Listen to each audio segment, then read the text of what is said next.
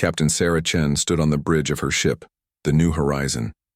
She watched the stars through the wide window and smiled. Today marked exactly 1 year since Earth joined the Galactic Council. It had been a long journey to get here. For 30 years, humans had worked hard to prove they belonged in the galaxy. They learned new languages, studied alien cultures, and always tried to be peaceful.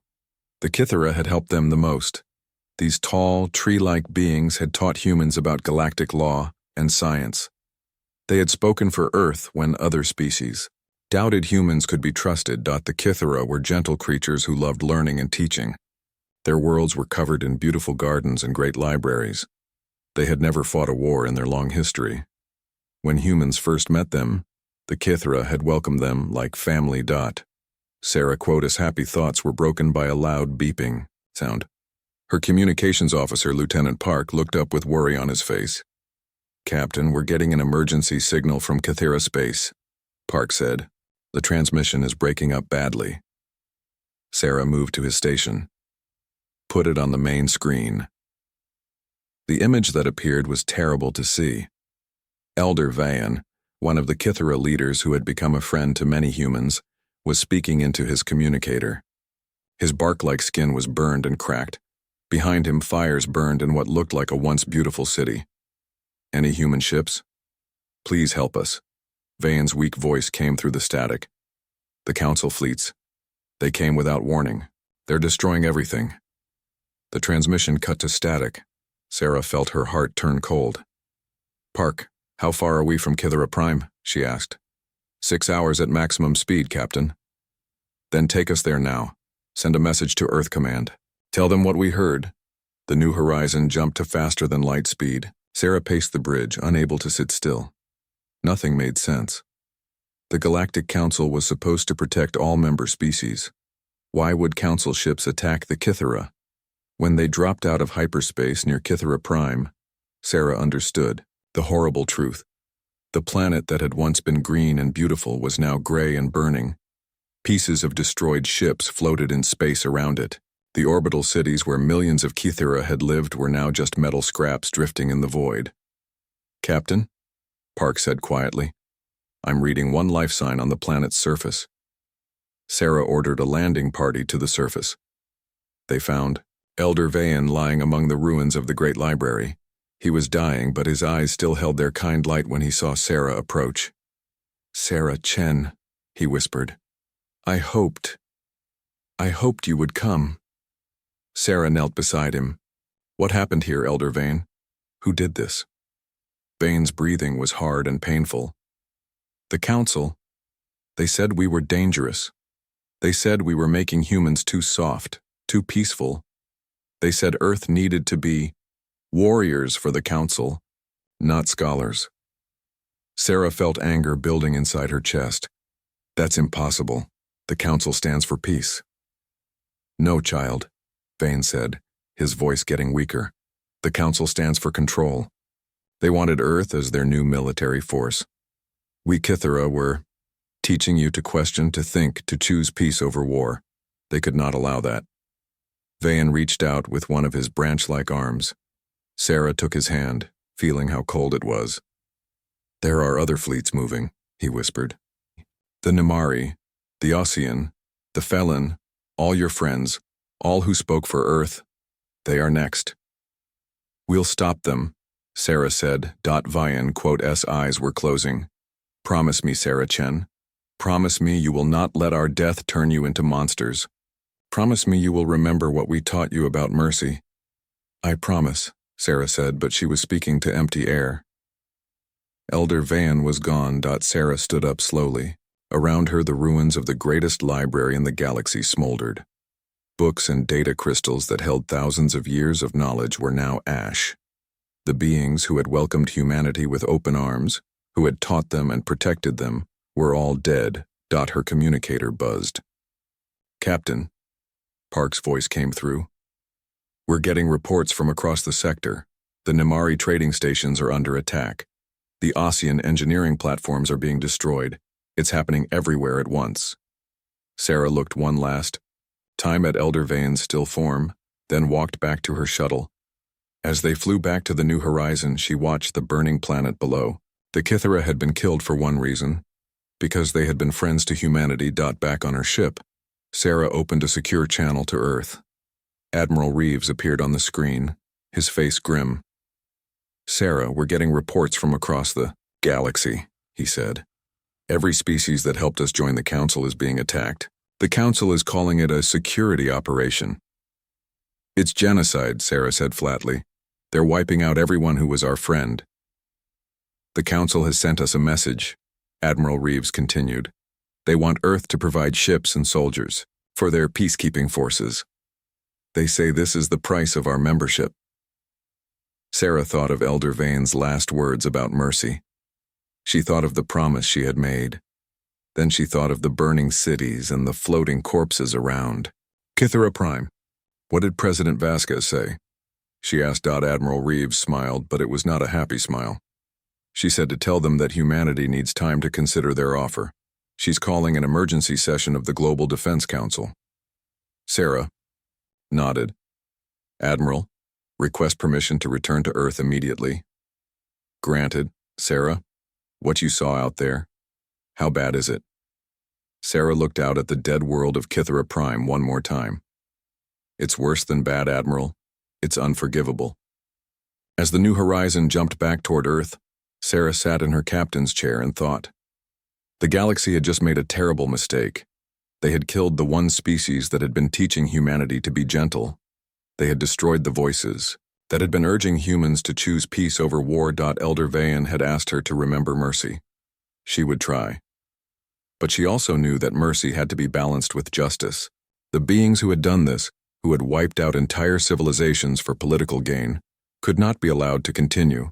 The Council thought they were removing humanity's weakness by killing their friends. They didn't understand that those friends hadn't been humanity's weakness. They had been humanity's restraint.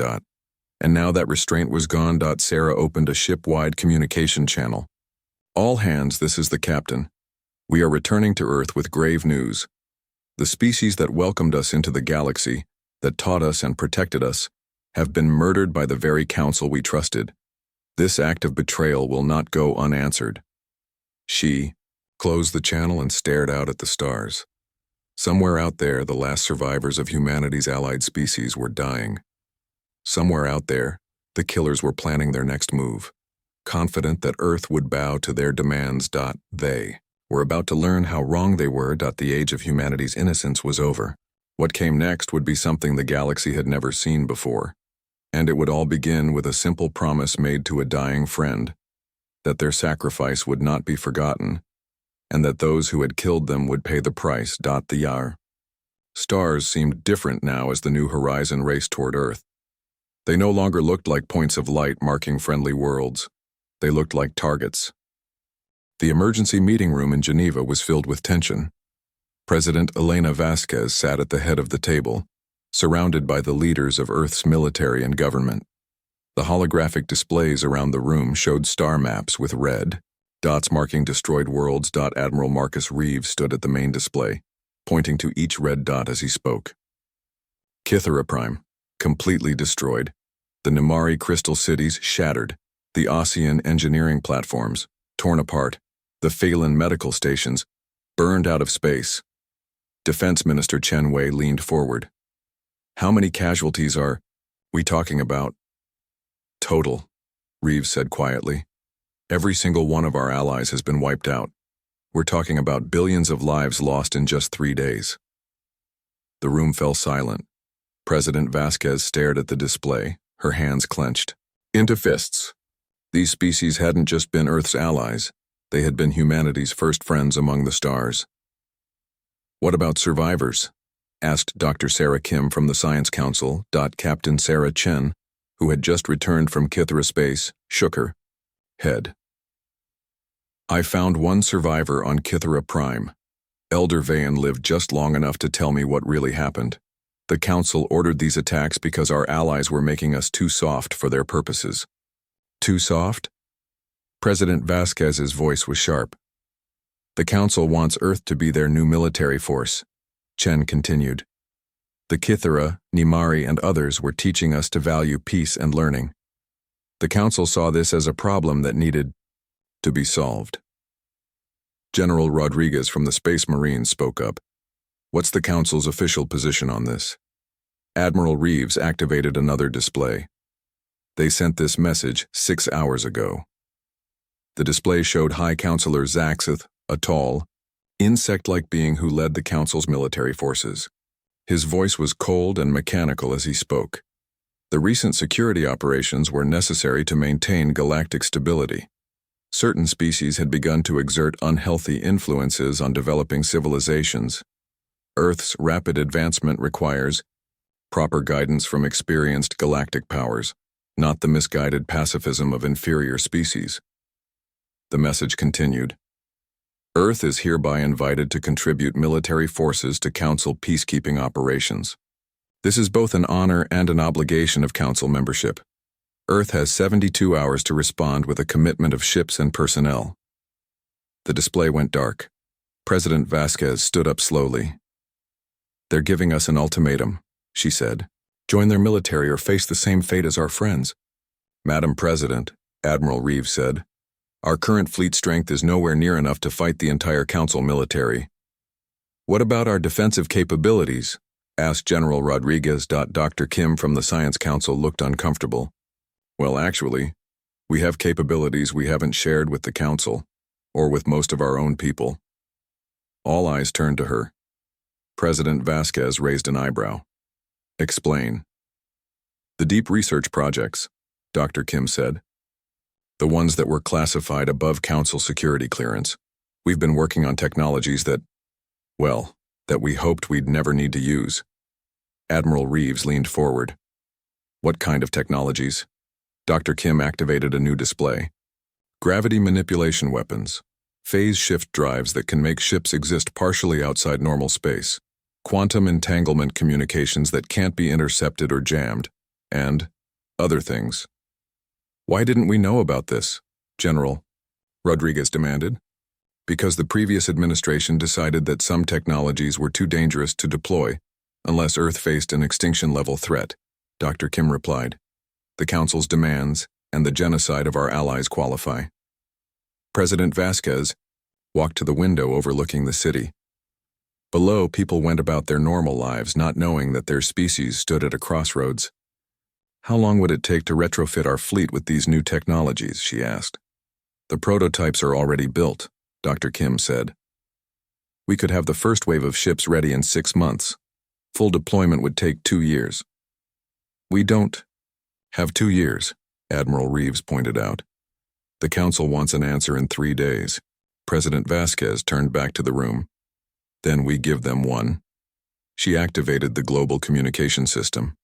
Within minutes, her face was being broadcast to every screen on Earth and every human settlement in space. Citizens of Earth, she began. Today we learned that our first friends among the stars have been murdered. The Kithara, who taught us about galactic law. The Nimari, who shared their music and art with us. The Osean, who helped us build better engines. The Phelan, who healed our sick when human medicine wasn't enough. Her voice grew stronger. These gentle beings were killed not because they threatened anyone, but because they were teaching us to value peace over war. The Galactic Council has decided that humanity should be their new military force, and our friend's influence was getting in the way of that plan. The broadcast showed images of the destroyed worlds, the burning cities, the empty space where orbital habitats used to be. The Council has given us a choice, President Vasquez continued. Join their military and help them enforce their will on other species, or face destruction ourselves. They believe that killing our friends will make us compliant. They are wrong. She paused, looking directly into the camera. The Council wanted to see what humanity could become without the gentle guidance of our allies. They wanted us to be their enforcers, their weapons against those who would oppose them. Very well. They will get exactly what they asked for. As of this moment, Earth is mobilizing for war. Not a war of conquest, but a war of justice. We will not allow the murder of entire civilizations to go unpunished. We will not let the Council's reign of terror continue. To the species of the galaxy who can hear this broadcast, Earth remembers its friends. Earth remembers those who showed us kindness when we were new to the stars. And Earth promises that their deaths will be avenged. President Vasquez's expression grew hard. To the Galactic Council, you made a grave mistake. You thought that removing our friends would make us weak and desperate. Instead, you have removed the only voices that were counseling us toward mercy. You have taken away the beings who taught us restraint. Now you will learn why every species that ever met humanity tried to teach us to choose peace over war. You will discover what we are capable of when we stop holding back, and you will understand that there are some lines that should never be crossed. The broadcast ended. Within hours, every shipyard in human space was working at full capacity.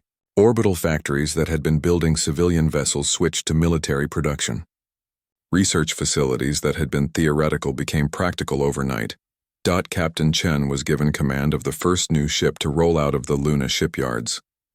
The vessel was unlike anything Earth had built before, sleek, black, and covered, with technology that bent light around its hull. "What are we calling her?" Her new first officer asked. Chen looked at the ship's elegant, deadly lines. "The Remember Kythera," she said. Similar ships were being built in every human system. Each one was named for one of the lost species. Remember Nimari, Remember Ossian, Remember Felon. The memorial fleet was taking shape. Admiral Reeves oversaw the military buildup from Earth's command center. The numbers were staggering. Within 6 months, humanity would have the largest space navy in their history. But it wouldn't be enough to match the Council's forces through numbers alone. "It's not about matching them ship for ship," Dr. Kim explained during a strategy meeting. "It's about fighting in ways they can't predict or counter. The Council thinks in terms of traditional space warfare. We're going to rewrite the rules." The first test came when a Council scout fleet entered the Sol system. They expected to find Earth's old, crude ships and human leaders ready to negotiate. Instead, they found empty space. No ships, no defensive platforms, nothing. The Council commander sent a message demanding to know where Earth's fleet was hiding. The answer came from everywhere at once. Ships phased into reality around the Council fleet, appearing from directions that shouldn't exist. The engagement lasted exactly 4 minutes and 37 seconds. When it was over, the Council ships were gone. Not destroyed, but broken. Down into their basic atoms and scattered across space. One human ship broadcast a message on all Council frequencies before disappearing again. "This is Earth's response to your ultimatum. Tell your leaders that humanity is coming, and we will not show the mercy our friends would have asked for." That died with them. The message reached every corner of the galaxy within days. For the first time in centuries, the Galactic Council faced an enemy they couldn't understand or predict. The hunt had begun. Back on Earth, President Vasquez stood in the memorial garden that had been built for humanity's lost allies. Stone markers bore the names of every destroyed world, every lost species. "We won't bring you back," she said quietly to the memorial stones. "But we'll make sure this never happens again. I promise." The stars above Earth no longer looked peaceful. They looked like a battlefield waiting to happen, and humanity was ready. 3 years had passed since the genocide of Earth's allies. The galaxy had grown used to reports of human ships appearing and disappearing like ghosts, striking Council military bases and vanishing before reinforcements could arrive. But no, one understood the true scale of what was coming. Admiral Sarah Chen stood on the bridge of the Remember Kythera, watching as the largest human fleet in history prepared to drop out of hyperspace. Behind her stretched a formation of over 3,000 ships, each one carrying weapons and technology that defied galactic understanding of physics. "All ships report ready, Admiral," her communications officer reported. "Signal the fleet," Chen ordered. "Today we stop hiding. Today we show them what Earth has built." The human fleet emerged from hyperspace at the edge of the Kepler Nexus, one of the galaxy's major trade routes. The Council had positioned a massive defensive fleet there, confident that no force in the galaxy could threaten their stronghold. High Admiral Crescitar of the Council Navy watched the human ships appear on his sensors and felt a moment of confusion. These weren't the crude metal boxes that Earth had been building when they first joined the Council. These ships were elegant and deadly, their black hulls seeming to absorb light itself. Numbers, Kreshatar demanded. 3,000 enemy vessels, High Admiral, his sensor operator replied. But they're much smaller than our ships. Total mass is less than half of our fleet. Kreshatar relaxed slightly. The Council fleet had 5,000 ships, including massive dreadnoughts that could crack planets. Signal the humans. Demand their surrender.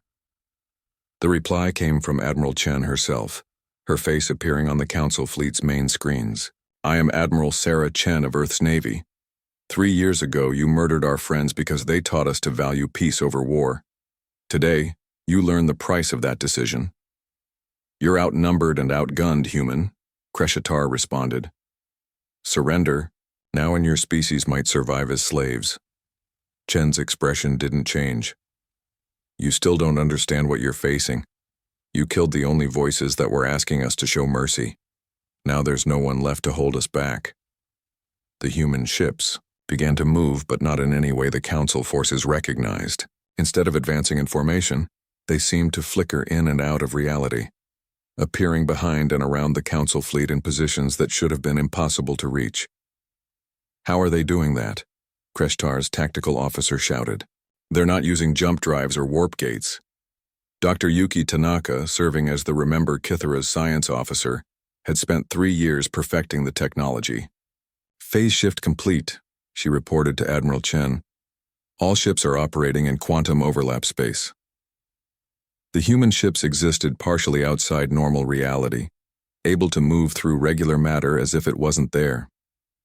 Council weapons fired, threw them without effect, while human weapons reached out from impossible angles to strike their targets. The battle was unlike anything in galactic history. Council ships exploded not from external damage, but from having their matter reorganized at the atomic level.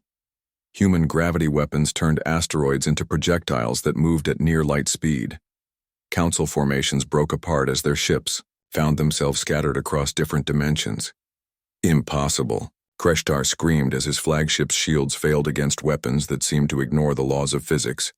How can a species that joined the Council only 4 years ago have technology like this? The answer came as human ships phased directly through his vessel's hull. Marine teams appeared on his bridge as if they had walked through the walls. We learned from every species we met, Captain Torres of the Earth Marines told him as her soldiers secured the bridge. We studied every technology, adapted every innovation to our own purposes. The difference is, we never showed you what we were truly capable of. Across the battlefield, similar scenes played out. Council commanders found their ships invaded by humans who could walk through walls. Their weapon systems disabled by technologies that rewrote the basic rules of matter and energy. In 6 minutes, the Battle of Kepler Nexus was over. Not a single human ship had been destroyed. The Council fleet existed only as expanding clouds of gas and metal fragments. Admiral Chen broadcast a message across all Council frequencies. This is Admiral Sarah Chen of Earth's Navy. The fleet you just lost was your response to our demand for justice. It was not adequate. Earth remembers the Kithara. Earth remembers the Nimari. Earth remembers all the species you murdered for the crime of being our friends. The message continued as human fleets appeared simultaneously in dozens of other systems. You wanted humanity to be your military force. Congratulations. You have created exactly what you feared, and now you will live with the consequences. On the Council homeworld of Nexus Prime, High Counselor Zaxith received reports of defeat after defeat. Human forces weren't just winning battles, they were winning them so completely that entire Council fleets ceased to exist. How is this possible? Zaxith demanded of his science advisors. Earth was a primitive world when we inducted them. They barely had chemical rockets. High Counselor, his military intelligence chief reported, our analysis suggests that humans have been developing advanced military technology for decades, technologies they kept hidden even from us. Hidden how? They classified their most dangerous research above our security clearance. They've been preparing for a war like this since before they joined the Council. Zaxith felt something he had never experienced before. Fear. What are they capable of? Before anyone could answer, the lights in the command center flickered. Then the walls became transparent and human soldiers stepped through them as if the metal didn't exist. President Elena Vasquez materialized in the center of the room, her form solidifying as the transport beam completed. She looked around at the cowering council members with cold eyes. "Gentlemen," she said calmly, "we need to talk." "This is impossible," Zaxith whispered. "Our shields, our defenses, are designed to stop conventional attacks," Vasquez replied. "We're not conventional anymore. You made sure of that when you murdered our friends." She gestured and holographic displays appeared showing human fleets across the galaxy. "While we've been talking, my forces have neutralized your primary military installations in 47 systems. Your reserve fleets are being destroyed as we speak. Your enforcement divisions have ceased to exist." "You can't do this," another council member protested. "Galactic law?" "Galactic law?" Vasquez's voice turned sharp. "You invoke galactic law after committing genocide? After wiping out entire civilizations for political convenience?" She walked to the large window overlooking the council capital city. "I could destroy this world right now. My ships have weapons that could crack the planet like an egg, but that would make me like you." "What do you want?" Zaxith asked. Vasquez turned back to face them. "I want you to understand what you've done. You killed the Kithara because they were teaching us to value knowledge over power. You destroyed the Nimari because they were showing us that different species could create beautiful things together. You eliminated the Osean because they were proving that cooperation was better than domination. Those species were making you weak," Zaxith protested. "No," Vasquez said quietly. "They were making us wise. They were teaching us restraint. They were the voices that would have asked us to show mercy to our enemies." She paused, looking at each council member. "Do you see them here now? Do you hear any voice asking me to spare you?" The silence stretched for long moments. Outside the windows, more human ships appeared in the sky above the capital. "The Galactic Council as you knew it is finished," Vasquez continued. "Your reign of terror, your casual genocide, your treatment of smaller species as disposable, all of it ends today."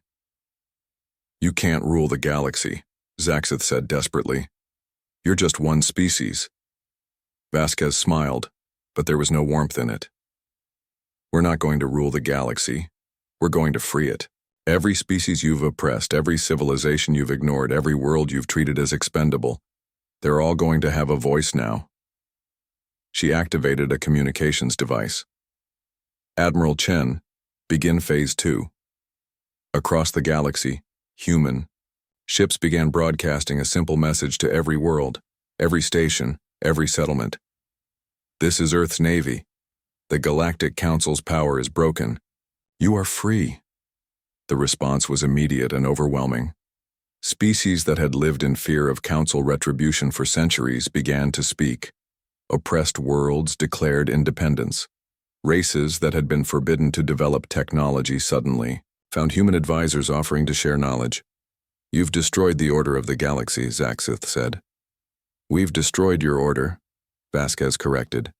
"Now we're going to build something better, something our friends would have been proud of." As human forces consolidated their control across the galaxy, a new age began. Not an age of human dominance, but an age of human protection.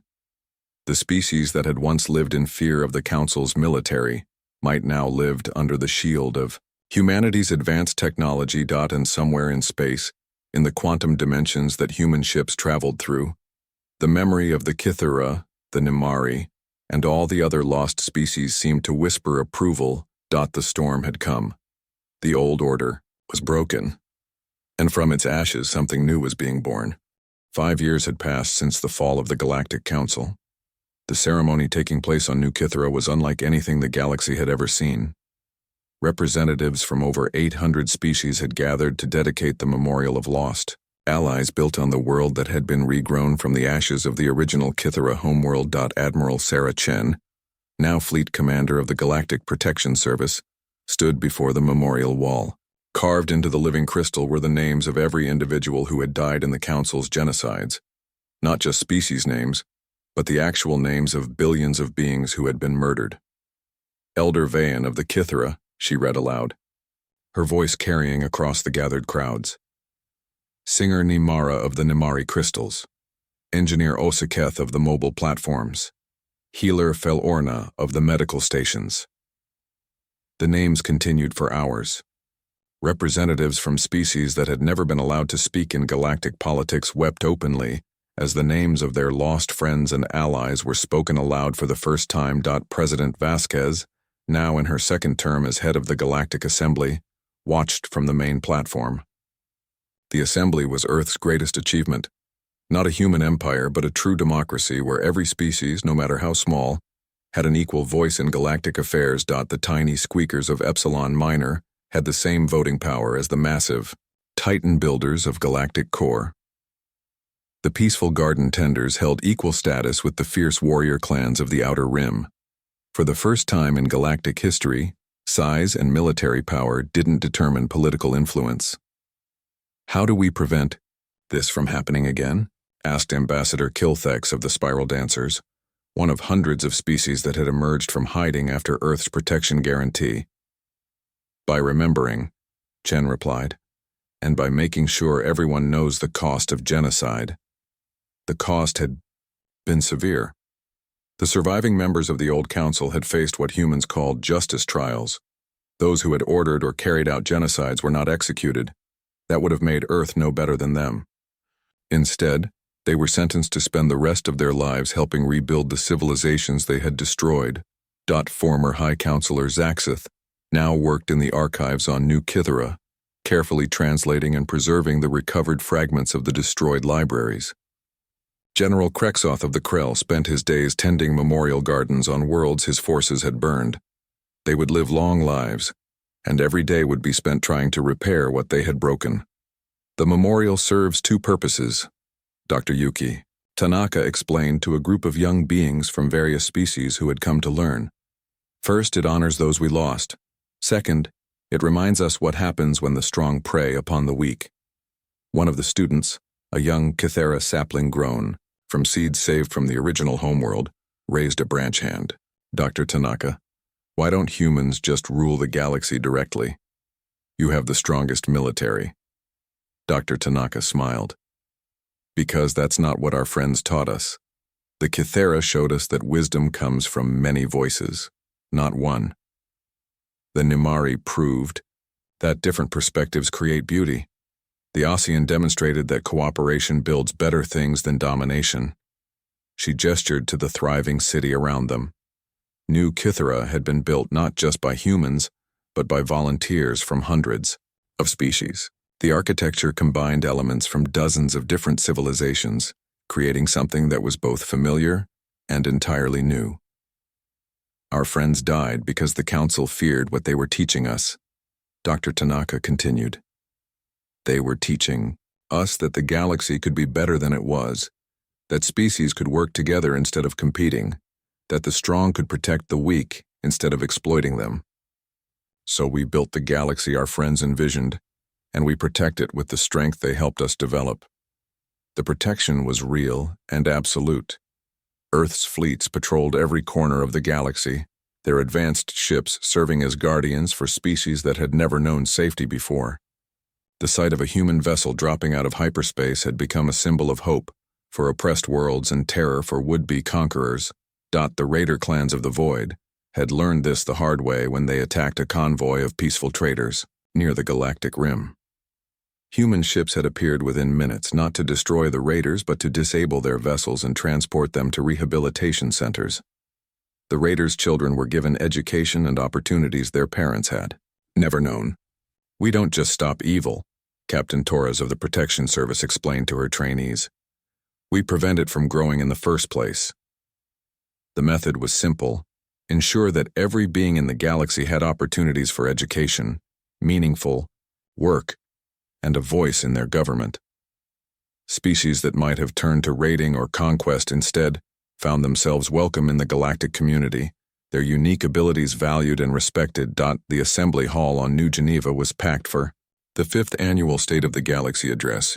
President Vasquez looked out at the representatives, beings of every shape, size, and biochemistry imaginable, all working together to guide their shared future.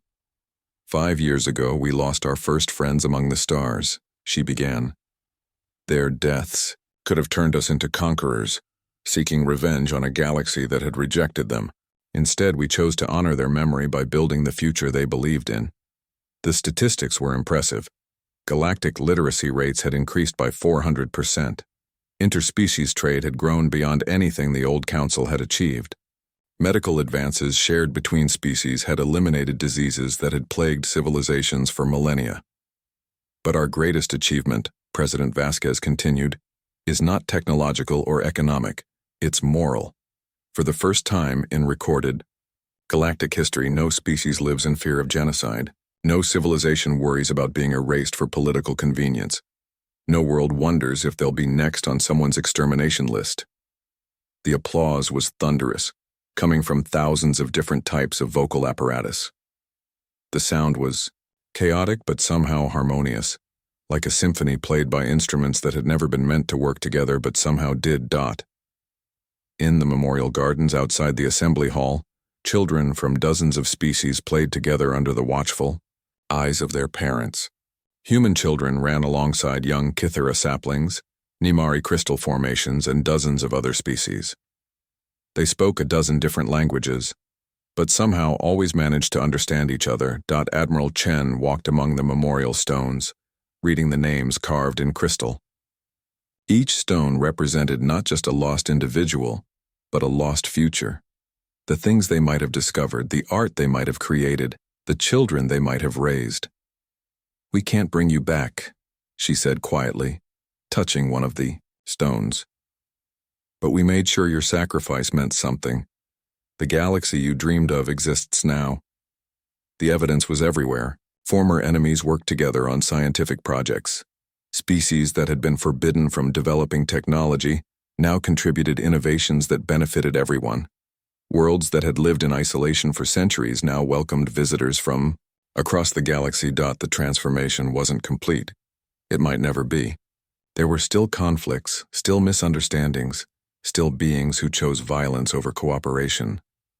But now there was also hope, and the certain knowledge that the strong would protect the weak.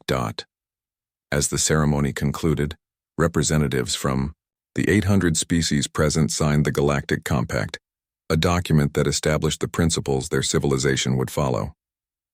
The first principle written in the script of the lost Kythera was simple. Never again shall genocide be tolerated. Never again shall the strong prey upon the weak. Never again shall fear rule the galaxy. The document was signed not just by government officials but by teachers, artists, scientists, and ordinary citizens from every member species. It was a promise not just between governments, but between all the beings who shared the galaxy. That night, as the memorial ceremony ended and the representatives began returning to their home worlds, Admiral Chen stood on the observation deck of the Remember Kythera. The ship was no longer a weapon of war. It had been converted into a mobile embassy, carrying Earth's message of protection and cooperation to new worlds. "Admiral," her communications officer reported, "we're receiving a transmission from the Outer Rim. A previously unknown species is asking for contact with the assembly." Chen smiled. It happened regularly now. Species that had hidden from galactic civilization for centuries, sometimes millennia, finally feeling safe enough to emerge and join the community. "Set course for their location," she ordered, "and prepare a welcome message in all known languages." As the ship prepared to jump to hyperspace, Chen took one last look at New Kythera below. The world was alive with lights from hundreds of different types of buildings, created by dozens of different architectural traditions. It was beautiful in ways that no single species could have imagined alone. "Thank you," she whispered to the memory of her lost friends. "Thank you for teaching us what we could become." The Remember Kythera jumped to hyperspace, carrying with it the promise of protection and the hope of friendship to another species, ready to join the galactic family. Behind them, New Kythera continued its eternal watch, a memorial to